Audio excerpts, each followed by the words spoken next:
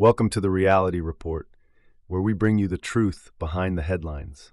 Today, we're diving into the tragic events in Murshidabad, West Bengal, where the majority Hindu community is facing unimaginable violence. We'll explore the biased secularism in our country that leaves their suffering unheard, even as they are the ones being victimized. Stay tuned as we unravel this disturbing issue that is shaping India's current political and communal landscape.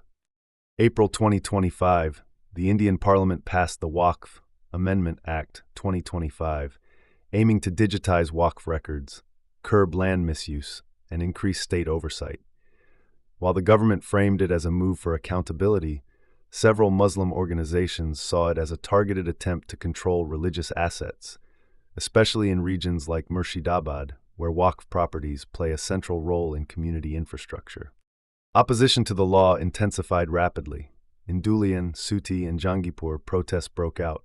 On April 11th, one such protest spiraled into a full-blown communal riot. That day, 4 Hindu men were killed in the violence. The most widely reported victims were Hargobindo Das, 72, and his son Chandan Das, 40, who were dragged out of their home and lynched. 2 others, Kajal Saha, 35, and Ravi Pal, 28, were also killed in separate attacks, likely while defending property or trying to flee. According to witnesses, mobs chanting religious slogans attacked targeted homes, looted shops, and torched vehicles. Over 400 Hindu families were forced to flee the region. Many took shelter in relief camps in Malda district and even in neighboring Jharkhand. Survivors recounted horrifying scenes: masked attackers, crude explosives, petrol bombs, and coordinated looting. In some areas, temples were desecrated, and dozens of Hindu homes were set ablaze, turning entire localities into ghost towns overnight.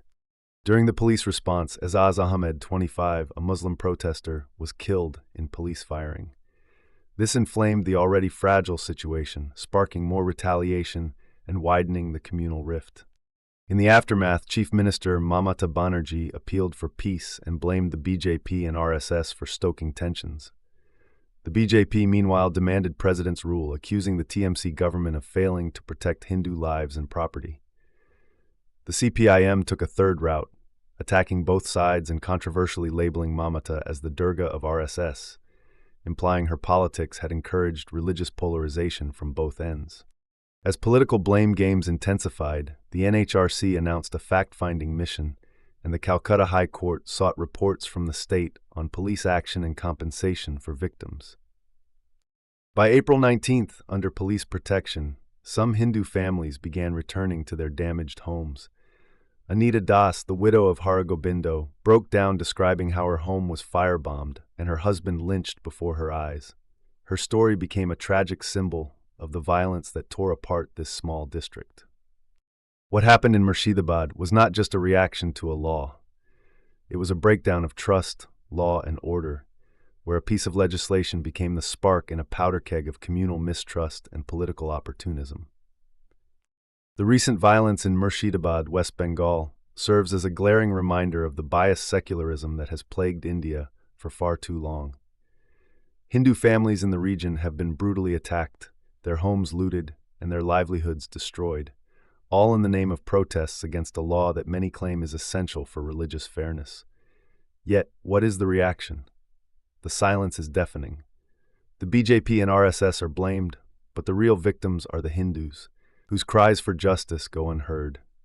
The violence in Murshidabad is not an isolated incident, but part of a broader trend in India, where selective outrage and biased secularism have long undermined true equality.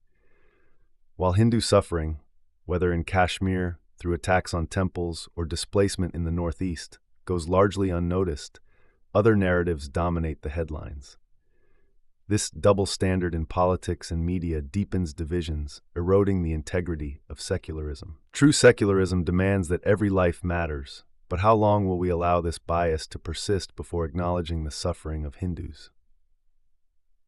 Where is the outrage from those who claim to stand for secular values?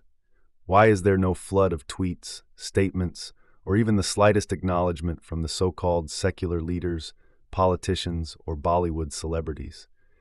Why does the suffering of Hindu victims in Murshidabad receive little to no attention from those who are quick to speak up when minorities are affected?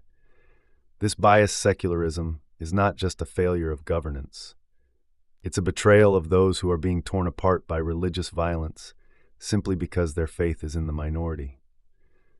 How long will this blatant disregard for Hindu lives continue before we demand true secularism, one that treats all equally? As the voices of the Hindu victims in Murshidabad fade into the silence of a nation that claims to be secular, one has to ask, why is their suffering ignored? Why is it that the majority community, which should be at the heart of this country's progress, finds itself marginalized and silenced? It's time for us to demand a true secularism, where every citizen, regardless of their religion, is treated equally and with dignity. Until then, the fight for justice for the Hindu community continues, and it is up to us to ensure their voices are heard. Thank you for watching the Reality Report. Stay strong, stay informed.